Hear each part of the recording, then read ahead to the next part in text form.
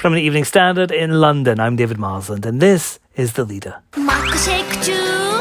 All over the world, at least in the commercials, people are enjoying a McDonald's milkshake. Someone may well be having one right now in Japan or Saudi Arabia. Chicken, crispy.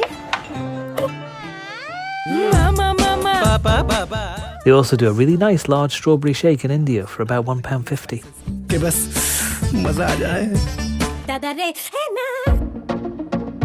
Hey, welcome to McDonald's. Can I take your order, please? But at this moment in the UK, you're going to struggle to get one. The company says milkshakes are off the menu along with bottled drinks because of supply issues. We're working hard to return these items as soon as possible, they say. They're not the only ones struggling. There'll be no cheeky Nando's for some, with the chain shutting 50 restaurants over chicken shortages. Lots of supermarkets are also reporting problems. So what is going on? Well, with me now is Natalie Chapman from Logistics UK, which represents freight firms. Natalie, is this COVID or Brexit's fault? It's a combination of a number of factors that's kind of brought together a bit of a perfect storm. So starting at the beginning, the driver shortage isn't a new issue. So we've had a shortage of HGV drivers for quite a number of years. And I think, to be fair, as an industry, we just haven't done enough to tackle it. So we look at things like, 3%, less than 3% of all HGV drivers are female. So that's a huge part of the workforce that we're not tapping into. So there's been lots of things that we probably should have done years ago to deal with the shortage. So prior to the pandemic and Brexit, we had an estimated shortage of about 59,000 HGV drivers. That grew to about 76,000 by the end of last year. And now we estimate we're short about 90,000 drivers. So it's just grown and grown. So it's not far off doubling in recent years, the problem really, is it? Yeah, absolutely. And so what's happened, we've had a combination of factors. So we've had Brexit, we've had COVID. So we've seen quite a lot of non-UK HGV drivers decide to return to their home countries to be with their families. We've also had some changes to something called the IR35 tax rules. So there were quite a number of drivers who were classed as self-employed that are now PAYE. So that's caused some challenges, and some have decided to leave the industry as a result of that. You will always get people that naturally retire. We have quite a high age demographic among HGV drivers. So you'll get, lots of people that are coming up to retirement age.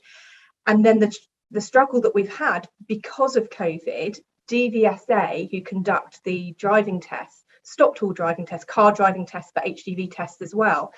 So about 45,000 HGV tests did not take place over the last year. And when you look at the average pass rate, that means that about 25,000 new drivers didn't come into the industry. So we already had a shortage.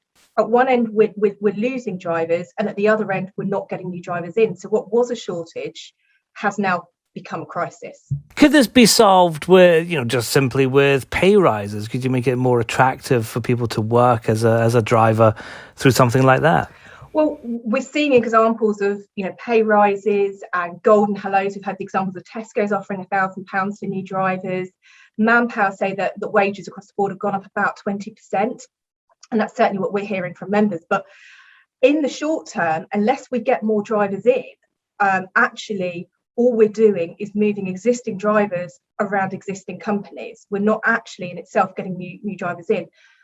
Wages, pay, conditions, all of those things are important for attracting new drivers, retaining the drivers we've got. That's all part of the long-term vision. But in terms of this current crisis we're in, pay alone is not the answer. We've asked government for a few things. Government has done the one thing we said not to do, which was to increase drivers' hours. So to ask drivers who are already working incredibly hard to work even harder is not the answer. They're there for very important safety reasons as well. And talking to our members, just adding one extra hour at the end of the day, it gives them a bit of increased flexibility, but that's not in itself going to actually be of any real use. And a lot of the companies I've been talking to have said they are just not prepared to extend drivers' hours. If nothing changes, how long could this go on for? I mean, how long am I going to be missing out on my McDonald's milkshake for, Natalie? Well, what we're really focusing on at the moment, so we've got our view on the long term and the things that we need to do about things like apprenticeships and pay and conditions and driver welfare facilities, and attracting new drivers and new talent into the industry, retaining the great drivers that we've got. And we know that we're not going to be able to recruit long term outside of the UK, so we need to nurture and grow homegrown talent. but we're not going to be able to do that quick enough. So we are asking government to speed up access and provide more capacity for driver testing. But we're looking to like how we're going to get through Christmas, and we're not going to get that. That's not going to give us what we need quick enough. So that's all really important for the long term. Short term, the only real solution that's going to help us guarantee that we can all, have Christmas dinners and all our Christmas presents delivered on time is we need a temporary relaxation on the immigration rules to allow access for non-UK drivers. And we're very clear with this. This is a temporary thing. We know there's no appetite for this to be a long-term solution, and we want to nurture and grow homegrown talent. But for the short term, we're just thinking how we're going to deliver Christmas. Talking to our members, they know what the usual uplift is in terms of number of extra drivers they normally need to deal with the Christmas peak, but they have no idea where they're going to get them from because they just don't exist within the UK. We just don't have access to them.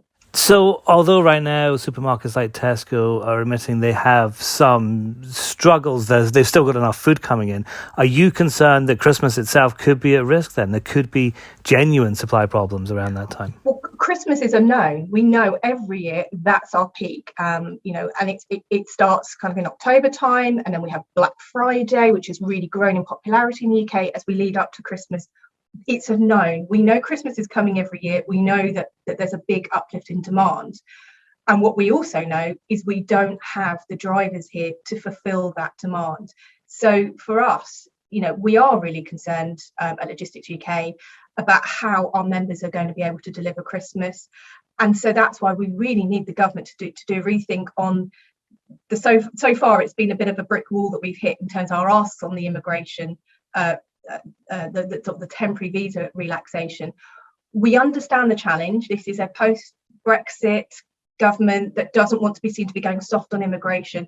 We're not asking for that. We're asking for a temporary relaxation for that short period of time to get us through Christmas, because this is going to affect the general public, not just logistics companies. This is going to affect the general public. And there is also precedence there. So the government they have a seasonal workers visa called a T5 visa for allowing people to come in to pick crops. So that's great. We can get the crops picked, but we don't have then the drivers to go and take them to market. And that's the leader. Check out standard.co.uk for more coverage of this story and follow the live blog for breaking news. We're back tomorrow at 4 p.m.